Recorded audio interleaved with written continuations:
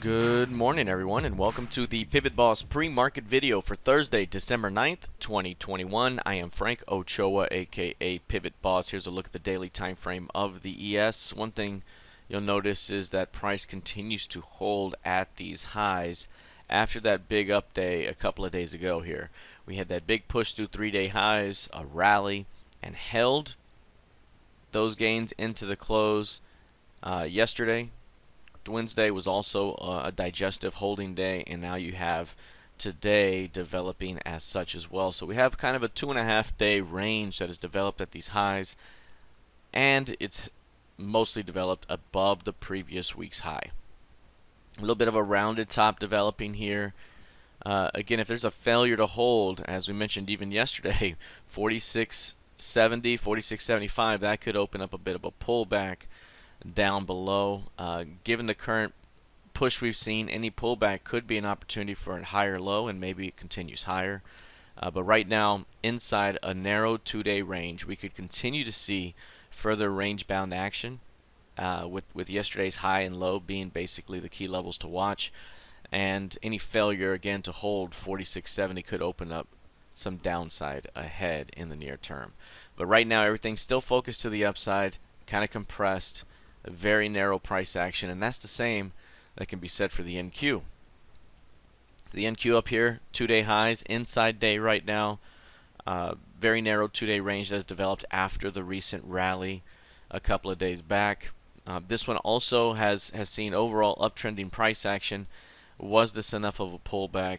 Do we get some sort of higher low potential buying opportunity here that could take this thing higher?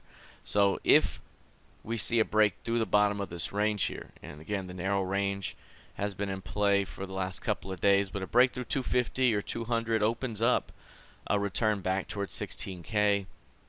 Can price form a higher low somewhere around that zone that could open things up for the upside up ahead? So right now, very clear narrow 2-day range right here.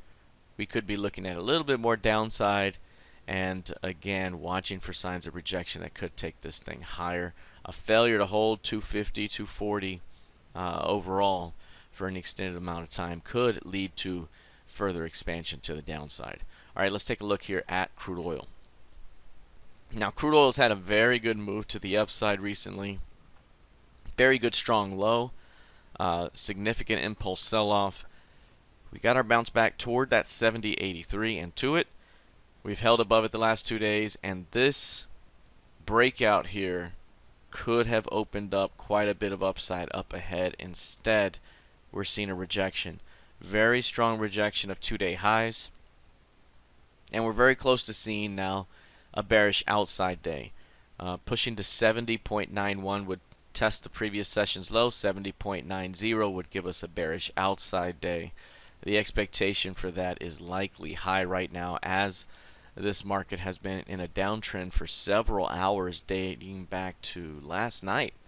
8, 9, 10 last night, we were still seeing weakness here after this strong high, and it's been down ever since. So further downtrending price action right now with a target at 70.90 at least the very least.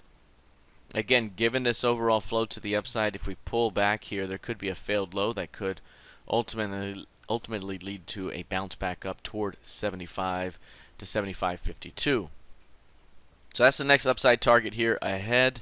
We will see how it plays out, but right now a failed new high with a downtrending market, more downside likely ahead towards 70.90 and below. All right, let's take a look lastly at gold futures. Right now, gold futures down about 0.5%, still in the range. Really, this has been a dud to start the month of December. Nothing here, just basically chopping around the flat line from November's close. Very narrow multi-day range. It's about 7 days running now. We could come down here and update this ADR indicator here. Let's make that 8 days, 7 days, and that'll give us at least an indication of the current range and what the potential is up ahead. So right now you can see compression here. 45% of average, just 33.5 points of range so far this month. 1, 2, 3, 4, 5, 6, 7 days, and a very narrow range here. Again, the potential breakout could take you to about 83 points of range. We've mentioned before, when you get compressed over a 6-7 day period, you can go 80 to 100 points. Last time we were compressed here, we said 100 points from that high. We got it.